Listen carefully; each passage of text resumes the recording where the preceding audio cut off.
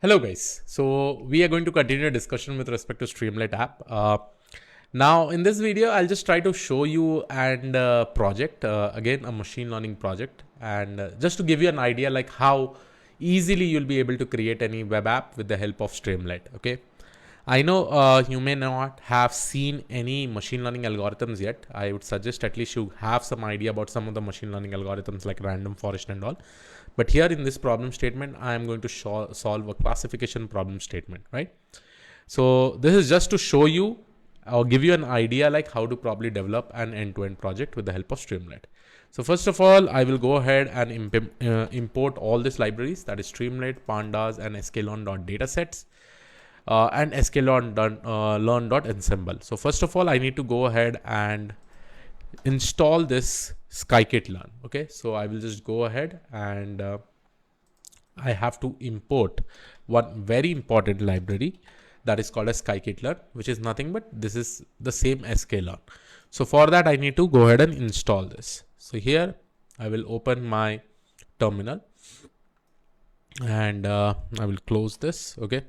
So let's quickly go ahead and do the pip install minus our requirement.txt. So here you can see requirement.txt file is not visible. The reason is very much simple because I'm inside my Streamlit folder. So I'll just go ahead and write cd dot dot. Now let me go ahead and do the installation. So once I do the installation, my scikit-learn will get installed and then only I will be able to use this sklearn.datasets and sklearn.ensemble, and this is one of the classification algorithm that we are going to use. Okay, so it is going to take some time till the entire installation of this particular library happens. Okay, and you always have to do this installation in your same environment where you are working. Okay, now I'm going to use this load iris dataset. This dataset has 4 important features. That is nothing but petal length, sepal length, petal width, and sepal width. So I'm going to use that. So here, let me just go ahead and create one of the function. Okay. Now inside this function, I have written definition load underscore data. I'm going to initialize this load iris over here. This is going to give me my data set inside this iris folder. Okay. And then I'm going to convert this into a data frame just by writing pd.dataframe, and here I have given iris.data and the column name is iris.feature underscore names. Okay. So don't worry if you are not just able to understand this right now, because later on we'll be having this detailed discussion when we discuss about all the algorithms. But in short, this is my independent features. This is my feature names, right? All the feature names, and this is my data that is available over there. Okay. Then this is my target feature, that is nothing but df of species that I've actually created, right? And then we are returning both this information over here. Okay. Let me make sure to write a important decorator which is called as st.cache, and I'm writing this so that every time we load this, we should be able to save this entire data into the cache, and will not each and every time load this from this particular library. Okay. So here is my, let's go ahead and call my df comma target underscore name. So this I'm going to call it from my load underscore data. So I will just go ahead and write load underscore data function. Okay.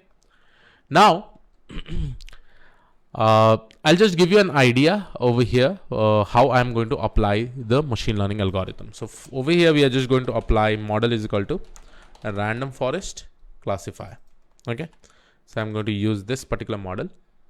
And this model will be requiring an input and output feature. So here, in order to train, I'll just go ahead and write model.fit. And let me just go ahead and write the df.iloc, which will be taking the independent. This is my all my independent features, and this is my output feature. Okay. So basically, I'm just going to take in my x-axis all my independent feature, excluding the last feature. Okay. Last feature is my dependent. So last feature is nothing, it is the species, right? So this basically becomes my independent feature over here, and this will basically become my dependent feature over here. So that is the reason I'm doing model.fit. Now, in order to select and make this diagram or make this application interactive, I'm going to use this st.slider, and I'm going to use with respect to sepal length, sepal width, petal length, and petal width, where my values will be between min to max, right? Whatever sepal length minimum is there, whatever sepal length maximum is there, I will be able to slide it. Okay. and I will take all this input data, whichever input data I select. Okay, I'll take the sepal length, sepal width, petal length, and petal width in the form of list, and then we will do the prediction. So here in the next step, we basically do the prediction. Okay, this is just to give you an idea what exactly we are doing. Okay, and one thing that you really need to see that, okay, it's okay if you don't understand this, but because in the later stages we'll be able to understand it, but just I really wanted to show you the power of how an application will look like. Okay, so finally we will go ahead and write down all these particular predictions and prediction pieces. Okay, so let's go ahead and execute it. So in order to execute it, again I will just go ahead and open this. You'll be able to see. Okay, let me just execute this entire application. So I'll go ahead and write cd 14 Streamlit, and let me just go ahead and run this. Streamlit run classification.py. So if I go ahead and execute this here, this is how my browser will look like. See, so this is getting loaded with respect to the data set that I have. So it says that, hey, st.cache is deprecated and will be removed soon. We can use st.cache underscore data. Okay, so let's go ahead and use this. Okay, so I will reload it. Okay, perfect.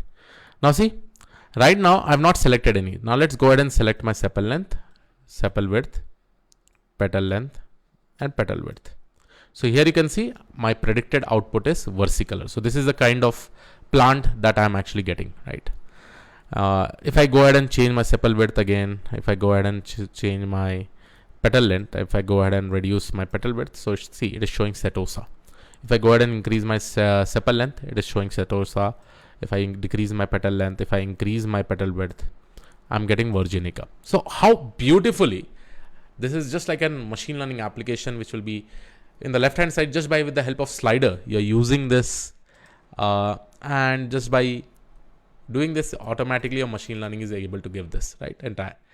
Obviously, if you do not understand the machine learning algorithms, don't worry, we will be covering that. But the main intention of this particular video is just to show you the power of the Streamlit and show you that how beautiful this is with respect to showing the predictions, right?